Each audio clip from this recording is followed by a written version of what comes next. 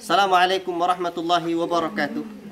Alhamdulillah, segala puji hanya milik Allah Subhanahu wa taala. Sekarang hari Ahad, saya berada di Desa Ludai, 9 Rabiul Awal 1443 Hijriah. Alhamdulillah, saya berada di depan, di halaman rumah panjang. Inilah rumah ya asal orang tua saya, ayah saya. Kalau rumah tumpah darah saya dulu di belakang, cuma beberapa meter saja. Jadi inilah rumah suku Putopang. Inilah rumah adat yang masih ada di desa ini, rumah Gonjong. Jadi asalnya dari alam Minangkabau. Sepanjang penelusuran saya, memanglah Desa Ludai itu ternyata juga ada satu kampung di daerah Batu Sangkar sana. Jadi memang asal daerah ini orang-orang yang dulu asal nenek moyang kita itu dari Minangkabau. Inilah alam Minangkabau, adatnya bersandi syarak bersandi kitabullah. Adat sarak mengatur, adat memakai. Saya teringat dengan rumah gadang, rumah panjang, rumah adat, dan surau. Dulu ada sebuah pola pendidikan di alam Minangkabau, di Sumatera ini, di mana ada waktu kita belajar merangkak. Inilah di rumah ayah dan bunda. Belajar adab, etika, belajar kebaikan-kebaikan dari orang tua, dari ayah dan bunda kita, dari ayah mak kita, dari ayah ibu kita. Disitulah kita dididik iman, dididik adab. Kemudian ada waktunya kita belajar duduk. Inilah tepat kita belajar duduk di surau bersama Buya, guru, tuan guru, dan yang lainnya. Belajar agama, belajar kitab, mengaji Al-Quran, ya, dari Alif Lam Mim, dari Al-Fatihah sampai An-Nas, sehingga khatam Al-Quran di surau tersebut. Dan juga di alam Minangkabau dulu surau, ya, sebagaimana para ahli sejarah menyebutkan, disitulah cikal bakal pesantren. Karena di alam Minangkabau tidak ada sebenarnya dulu pesantren, yang ada surau. Ya, di mana ada surau, di situ ada Buya yang membinanya. Di mana ada Buya, pasti beliau punya surau. Demikianlah kondisinya. Dan begitu seiring berjalan waktu, surau ini ya berubah menjadi kemudian pendidikan itu banyaklah tersebar menjadi madrasah. Nah, itulah di alam Minangkabau. Adapun pesantren banyak di tanah Jawa. Cuman belakangan alhamdulillah di mana-mana pesantren, dan Departemen Agama kita menetapkan pendidikan agama itu pesantren.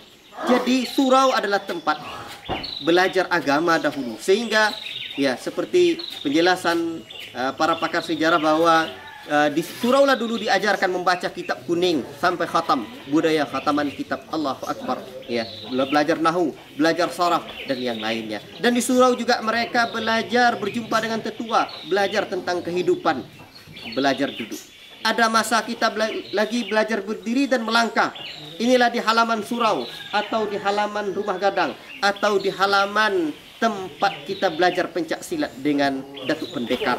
Itulah yang menempah ya keahlian, menempah keberanian, menempah kedewasaan, mendidik kemandirian anak-anak alam Minangkabau, anak-anak di alam Sumatera, dan mungkin juga di daerah-daerah lain, sehingga datang keberanian, datang karakter yang tangguh, sosok yang pemberani. Lihatlah bagaimana sejarah para buya-buya kita dahulu. Sebutlah misalkan Buya Hamka, ternyata di masa mudanya juga belajar silat. Maka sering saya sebutkan, pesantren itu budayanya apa? Belajar ibadat, belajar adab, belajar ibadat, belajar adab, belajar kitab, belajar silat, ya. Ini belajar apa lagi? Bahkan belajar debat juga. Ikhwati fillah, barakallahu fikum. Itu silat perlu kita kembangkan untuk melatih santri kita, anak-anak kita, agar mereka mendiri menempa kehidupan ini, agar mereka tidak hanya diajarkan tentang bagaimana menjawab soal ujian, tetapi mereka juga diajarkan bagaimana menjawab soal-soal kehidupan.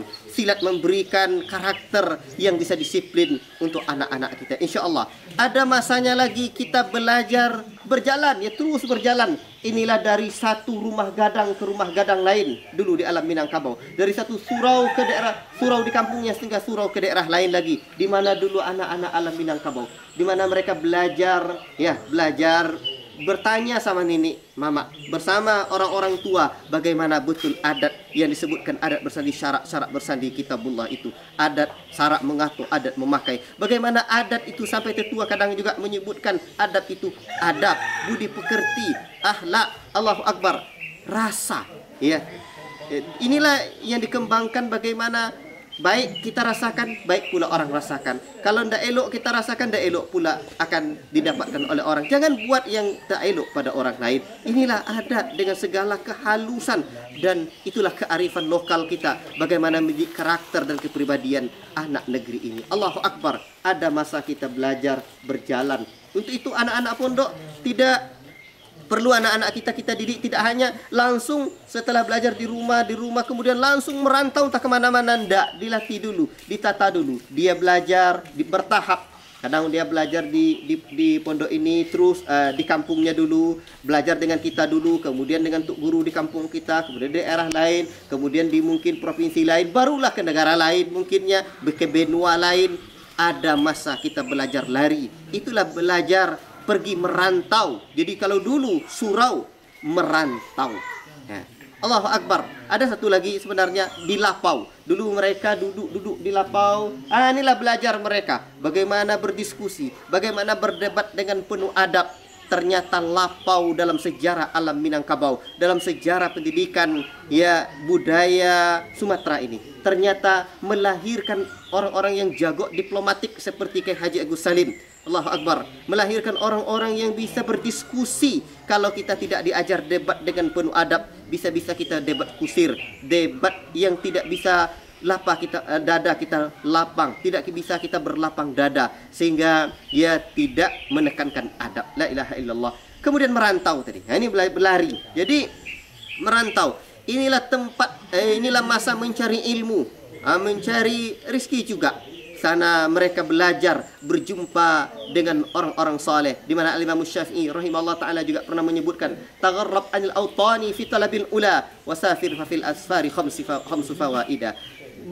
Merantaulah kalian karena dalam untuk mencari kemuliaan, dalam merantau itu ada 5 faedah. Di antara yang beliau sebutkan adalah bisa berkumpul dengan orang-orang yang baik, mendapatkan adab bersama orang-orang yang mulia. Ya, ada di sana juga ma'isyah. Jadi di sinilah bisa mendapatkan apa? Mendapatkan faedah, bisa belajar, bermulazamah dengan guru-guru, bisa belajar kitab, bisa banyak hal, belajar ilmu agama berlaut luas dalam keilmuan dan pengalaman. Akhirnya ada masa kita duduk kembali. Itulah duduk tempat berguru, tegak tempat bertanya. Sudah saatnya ketika sudah berilmu, saatnya kembali mengajar kepada masyarakat. Saatnya kita kembali pulang kampung. Di saatnya kita kembali memberikan nasihat dan membina, membangun peradaban tauhid, peradaban iman di kampung kita sendiri.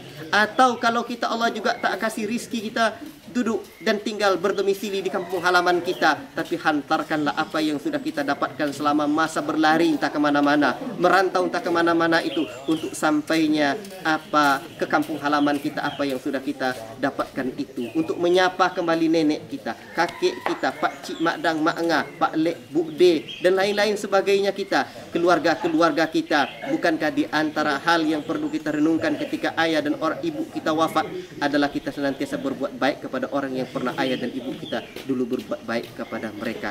Inilah sekelumit tentang bagaimana pendidikan dahulu di alam Sumatera dan alam Minangkabau ini. Semoga Allah Ta'ala memberikan kita taufik dan hidayahnya. Wallahu Ta'ala a'lam bis-shawab. Wassallallahu ala nabiyina Muhammad wa ala alihi wa sahbihi ajma'in. Assalamualaikum warahmatullahi wabarakatuh.